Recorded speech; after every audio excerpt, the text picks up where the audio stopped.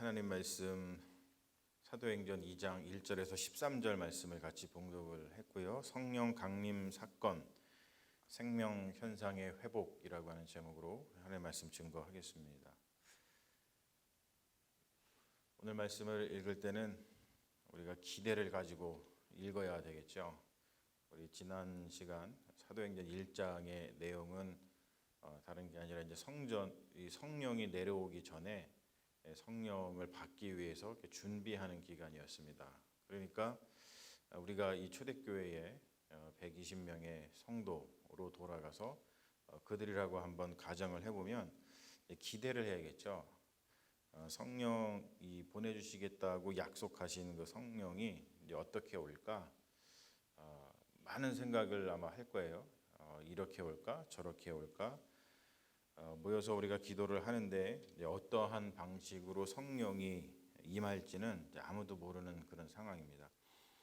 그래서 이것을 통해서 신앙이라는 것이 무엇인지를 좀 가늠할 수가 있죠. 신앙은 영어로 표현하자면 unexpected, 그러니까 예기치 않은 거죠. 우리가 expect, 이렇게 올 거야, 이렇게 될 거야, 그런 좀 expectation을 갖는 것이 아니라 어떻게 될까?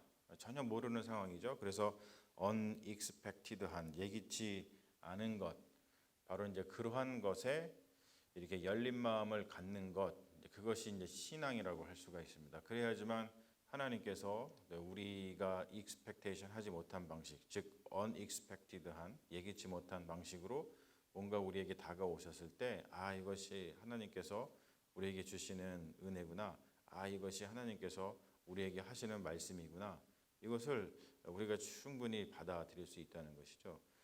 그러한 것들은 성경에 너무나 잘 나와 있고, 특별히 지금 이 사도행전을 살펴보고 있을 때 누가복음을 보더라도 마리아를 통해서 오신 예수 그리스도의 그 이야기를 보더라도 마리아가 전혀 자기한테 그러한 일이 발생할 거라는 것을 얘기하거나 기대하지 않았는데 unexpected하게 하나님의 은혜를 잊고 거기에 순종하는 것을 볼 수가 있죠. 그런 것들을 통해서 보면은 신앙이라고 하는 것과 영어의 그 unexpected, 예기치 않은이라고 하는 그 용어는 굉장히 중요한 매치를 이루는 그런 것을 우리가 이제 알 수 있습니다. 그래서 기도라는 것을 몇 마디로다가 이렇게 정의를 해보면 기도는 기대다, 그렇죠? 기도는 기대다, 뭔가 이렇게 기대하는 겁니다.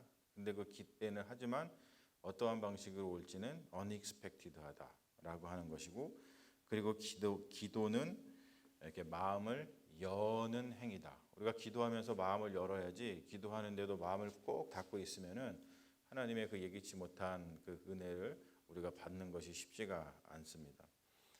그래서 결국에는 기도라고 하는 것을 보면은 조금 더 깊은 언어로 우리가 이렇게 좀 이야기를 하자면, 기도라고 하는 것은 창조성이다.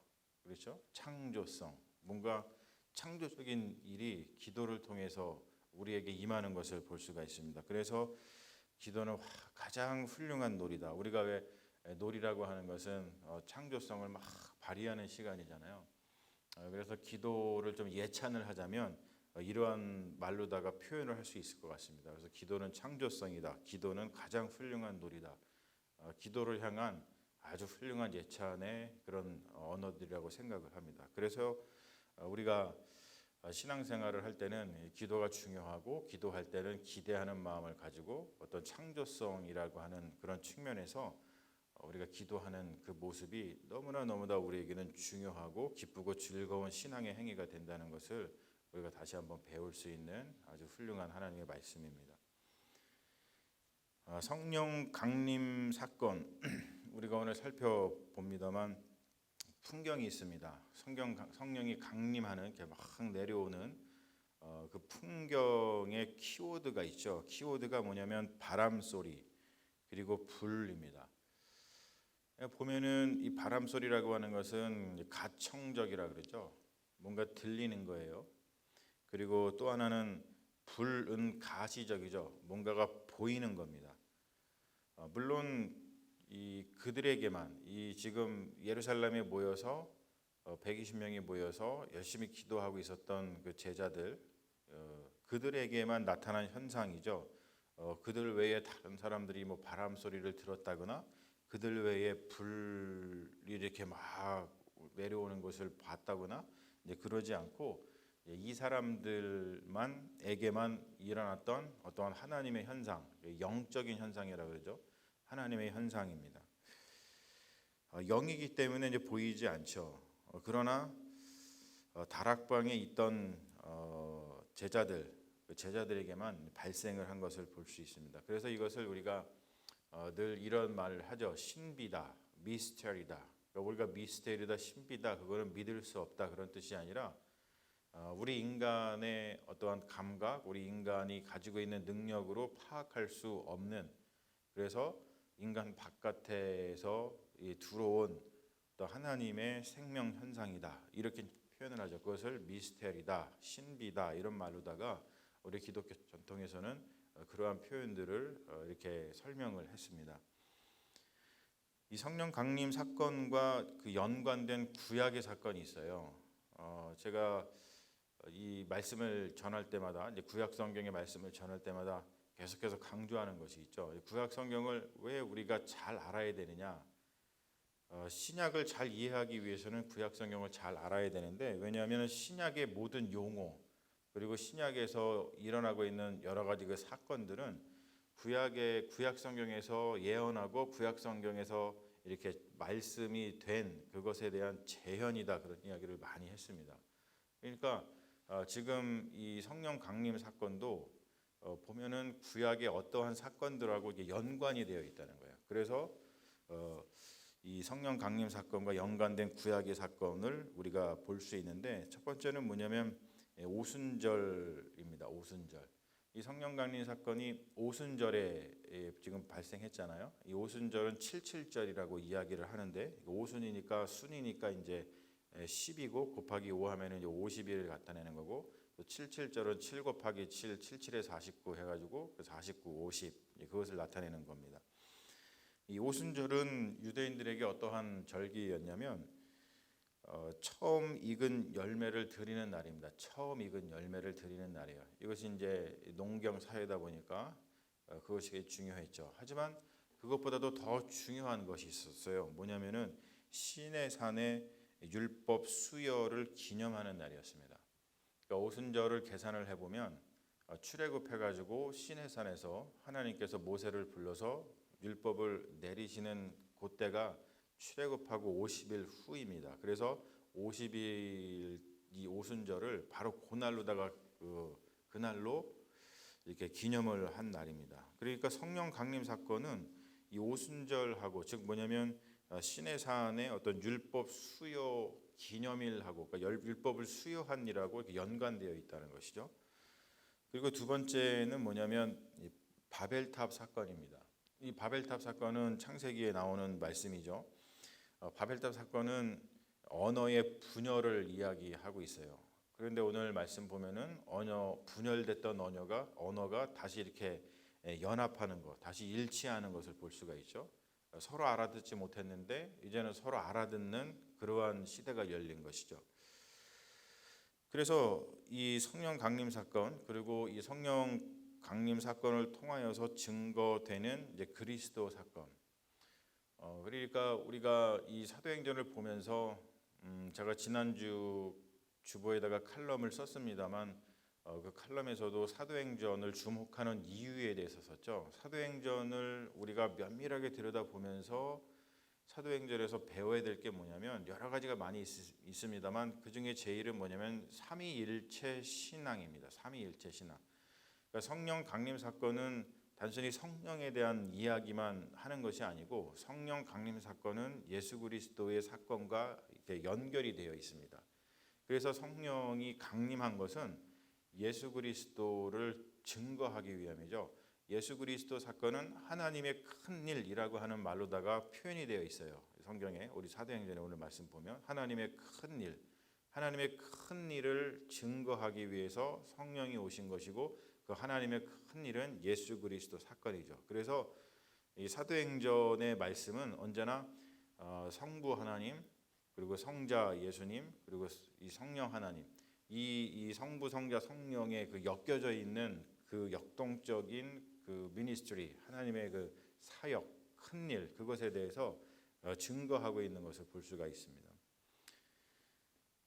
그래서 이 성령 강림 사건과 그리고 그것을 통하여서 증거되는 그리스도 사건은 이 오순절 사건, 오순절과 바벨탑 사건을 연관지어서 뭘 이야기하고 싶은 거냐면 바로 그것이 하나님의 새로운 계명이라고 하는 것이죠. 새로운 역사가 열렸다.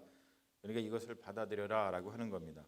그러니까 시내 산에서 율법을 수여하는 일을 통해서 이스라엘의 어떤 역사가 시작이 됐잖아요. 그것처럼 이 성령이 내려오는 사건은 그냥 단순한 사건이 아니라 새로운 역사, 하나님께서 새로운 역사를 쓰시는데 그 역사가 열리는 사건이다. 그러니까 그 역사를 받아들여라. 율법을 주시고 나서 그 율법을 받아라 라고 했던 것처럼 하나님이 주시는 이 역사를 받아라 지금 말씀하고 계시죠. 그리고 또 한 가지는 이제 소통, 불통에서 소통으로 가는 것이죠. 하나님과 소통을 하고 또 이웃과 소통을 하고 우리가 신명기에서도 계속 말씀 나누고 있습니다만 들으라 이스라엘아 라고 하는 말씀이 있죠. 이것이 바로 뭐냐면 들으라 이스라엘, 들으라 이스라엘. 성령 강림 사건 자체가 신명기의 용어로다가 표현을 하자면 들으라 이스라엘아 라고 하는 말씀입니다. 다른 말로 표현해가지고 우리가 흔히 쓰는 일상용어로 표현을 하자면 관심을 좀 가져라. 그리고 삶으로 받아들여라 라고 하는 거예요. 왜 이제 이러냐면 이것을 보면은 사람들의 반응이 나오죠. 오늘 성령 강림 사건이 임하고 나니까 사람들의 반응이 있습니다. 그 사람들은 그냥 아무나가 아니었고 어떤 사람들이었냐면은 각국에서 온 경건한 유대인들이었습니다. 그들의 반응을 살펴본 거예요. 그들의 반응을 이제 전하고 있는데 그들의 반응이 뭐냐면은 첫 번째는 이 어찌 된 일이냐라고 하면서 굉장히 그 파저티브하게 긍정적으로 그 사건에 대해서 반응을 합니다. 그리고 또 한 부류는 어떠냐면은 조롱하죠. 야, 저 사람들이 세술에 취한 것 같아라고 하면서 조롱합니다. 네거티브하게 반응을 합니다. 그 말은 뭐냐면 이것이 모두 다 관심의 표현이죠. 긍정적으로 그 사건에 대해서 반응을 하든지 아니면 부정적으로 그 사건에 반응을 하든지 어떤 간에 이것은 그 사건에 대해서 관심을 가지고 있다라고 하는 것에 대한 표현입니다. 우리가 이 종교적인 용어 또는 종교적인 사건, 우리 기독교의 이 용어 그리고 기독교의 사건을 이렇게 좀 보편적이고 일반적인 용어로다가 언어로다가 좀 옮기는 작업이 굉장히 필요하죠. 뭐냐면은 세상의 모든 사람들이 이렇게 받아들일 수 있는 어떤 보편적인 언어로다가 우리 하나님께서 우리에게 주시는 그 말씀과 어떤 현상들을 이렇게 좀 트랜슬레이트를 조금 할 필요가 있습니다. 좀 이렇게 번역을 할 필요가 있죠. 해석을 할 필요가 있고 성령 강림 사건을 조금 보편적인 언어로다가 이야기를 한번 해보자면 이런 겁니다. 자, 요즘에 나타나는 현상이 뭐냐면은 어떤 뭐 신앙의 축소, 뭐 교회의 축소라는 말을 많이 합니다. 근데 이 교회의 축소, 신앙의 축소는 이 성령의 축소라고 할 수가 있죠. 왜냐하면은 교회와 이 성령이 오심으로 인해서 교회가 탄생을 하고 또 교회는 성령이 이끌어 가시는 거기 때문에 어떻게 보면은 교회가 축소됐다. 뭐 요즘에 사람들이 별로 교회 다니지 않는다. 요즘 사람들이 별로 기독교 신앙에 관심이 없다. 뭐 이렇게 이야기하는 거는 다른 말로 표현해서 성령이라고 하는 용어로 다 표현을 하면은 성령의 축소다 이렇게 표현을 할 수 있습니다. 근데 이거를 조금 더 일반적인 용어로다가 옮기면 무슨 말이냐면 이것은 생명의 축소다라고 표현할 수 있는 거예요. 생명의 축소다. 자, 생명의 축소 현상이 뭘까요, 여러분? 생명이 축소됐어요. 그러면은 사람들한테 벌어지는 일이 뭘까요? 그게 뭐냐면 무관심 또는 무반응입니다. 생명이 축소되면 별로 반응이 없어요. 생명이 축소되면 별로 관심을 갖지 않습니다. 그게 생명 현상이에요. 그래서 우리가 보면은 이렇게 죽어가는 사람들이라든지 아니면 저 사람이 살아있는 것 같은데 육신적으로 말고 또 저 사람이 살아있는 거 몸은 멀쩡한데 저 사람한테 뭔가 좀 이상해라고 하는 사람들의 눈동자를 보든지, 아니면 그들의 삶의 형태를 보든지, 아니면 그 사람의 반응이라든지 뭐 관심 상태 이런 걸로 보면은 거의 이 생명에 대해서, 사는 것에 대해서 무반응하고 무관심하죠. 생명이 축소된 사람들의 어떠한 그 특징입니다. 우리 시대가 좀 삭막해진 이유, 우리가 늘 그런 이야기들 많이 하잖아요. 살기가 힘들어, 시대가 삭막해진 것 같아 라고 하면서 어떤 인간성이 많이 사라지고, 또 서로가 서로를 어떻게 보면 막 못 잡아먹어 안달인 것 같고, 이러한 시대를 보면서 우리 시대가 삭막해진 이유가 뭘까라고 할 때, 이것도 뭐냐면 무반응과 무관심 때문에 그렇습니다. 무반응과 무관심. 서로가 서로에게 관심이 없죠. 그러니까 생명 현상이 줄어들었다는 거예요. 생명 현상이 줄어드니까 어떤 일이 벌어지냐면 사랑을 하지 않아요. 그리고 결혼도 하지 않습니다. 그리고 그러다 보니까 아이를 낳지도 않아요. 그러니까 이 단면을 좀 보면 그래요. 그리고 서로의 삶에 무엇보다도 이게 관심이 없습니다. 그래서 사회성이 굉장히 줄어들었고 소통하지 않죠. 이게 생명 현상이 줄어들어서 그렇습니다. 이게 사람 사이뿐만이 아니고 인간과 자연 사이에도 그렇죠. 예전에 우리가 어렸을 때만 해도 인간과 자연 굉장히 소통 많이 했어요.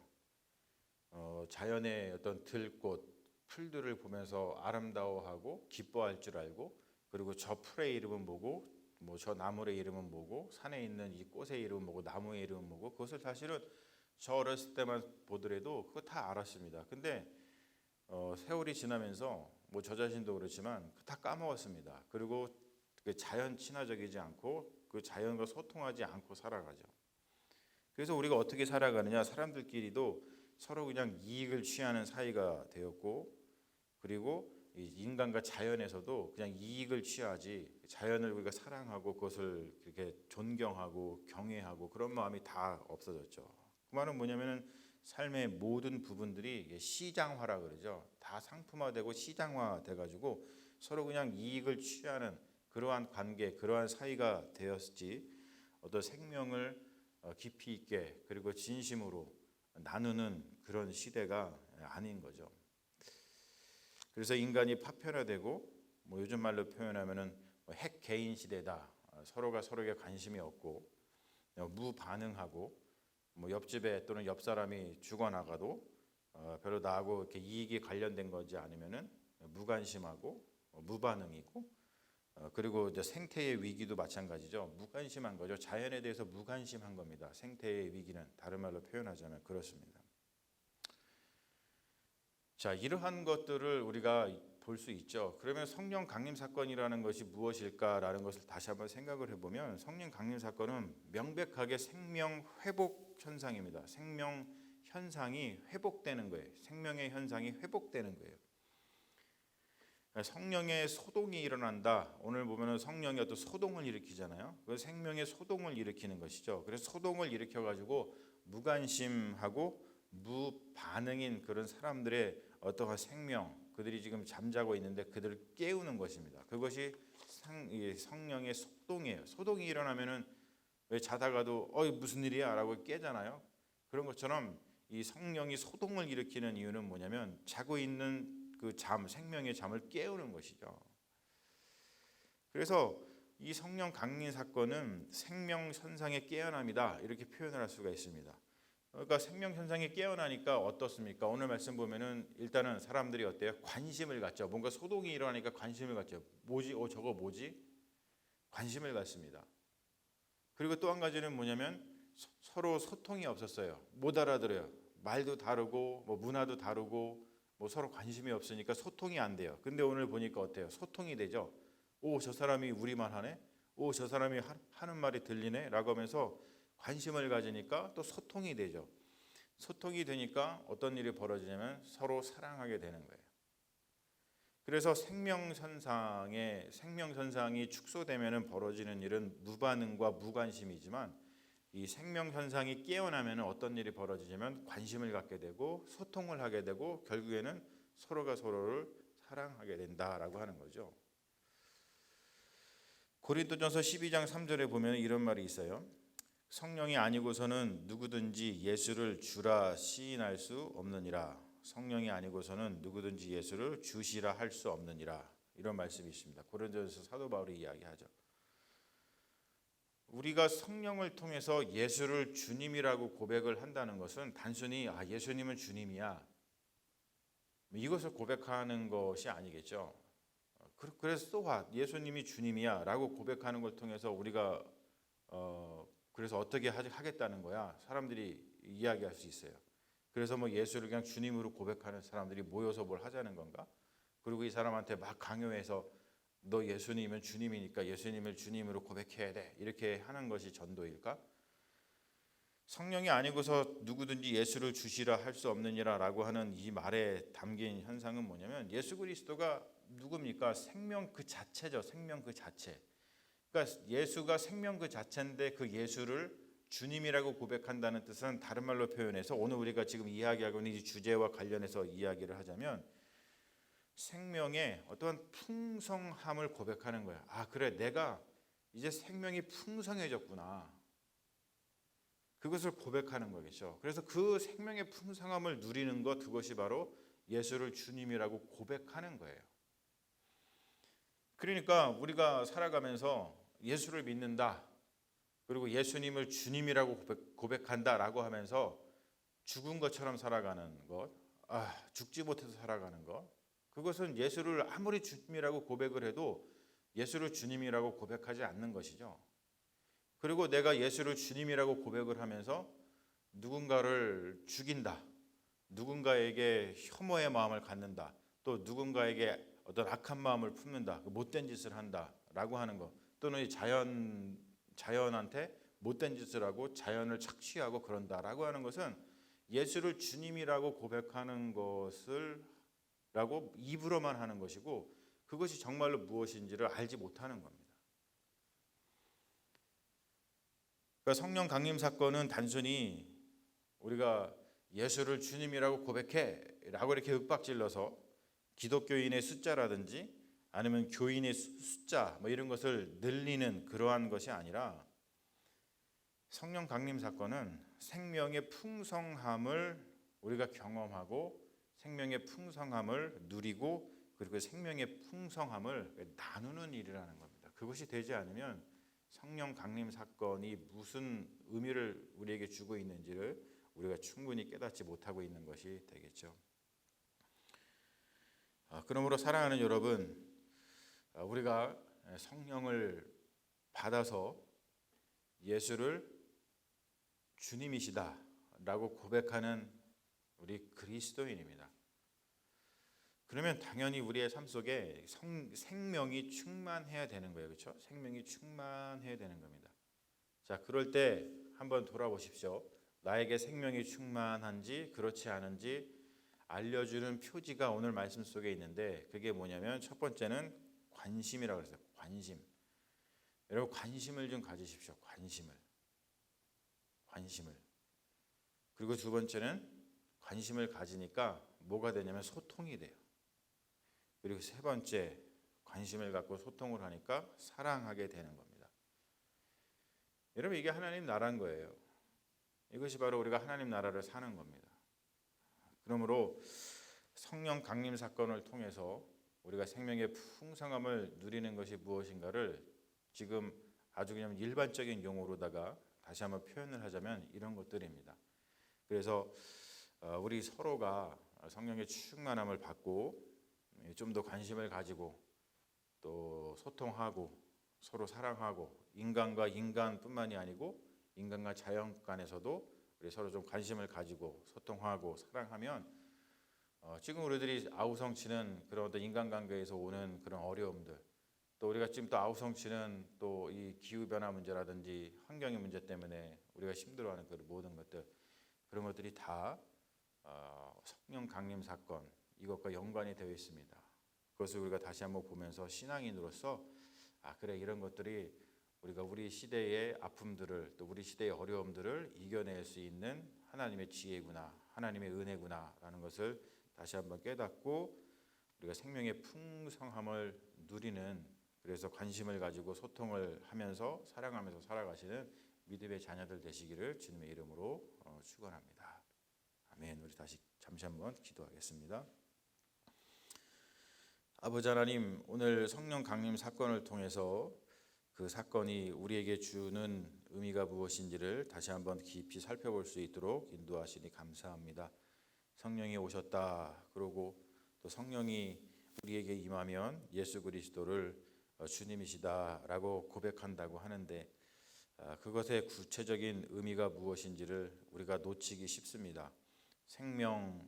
이 생명이라고 하는 키워드를 통해서 성령 강림 사건을 우리가 이해하고, 생명이 축소되어서 많은 사람들이 고통을 받고 또 자연이 고통을 받고 있는 이 시대에 성령을 더욱 간구하고 성령의 은혜를 우리가 받고, 그래서 예수 그리스도를 주님이라고 고백하는 우리의 마음이 더욱더 깊어져서 그곳에 있는 그 생명 그 자체, 생명이신 그 예수 그리스도를 우리가 마음에 모심으로 우리가 우리 삶 속에서 잃어버리고 살았던 그 생명 현상을 다시 찾아서 우리가 서로가 서로에게 또 우리 주변의 환경들, 자연에게 관심을 가지고 또 서로 소통하고 또 서로 사랑하면서 살아가는 믿음의 자녀들 되게 하여 주셔서 바로 이렇게 살아갈 때 그것이 하나님 나라라고 하는 것을 잊지 말게 하시고, 우리가 이 땅을 살아갈 때 하나님 나라를 살아가는 믿음의 자녀들 될 수 있도록 역사하여 주시옵소서. 주님께서 우리와 함께 하실 줄로 믿으며 우리를 구원하신 예수님의 이름으로 기도합니다. 아멘.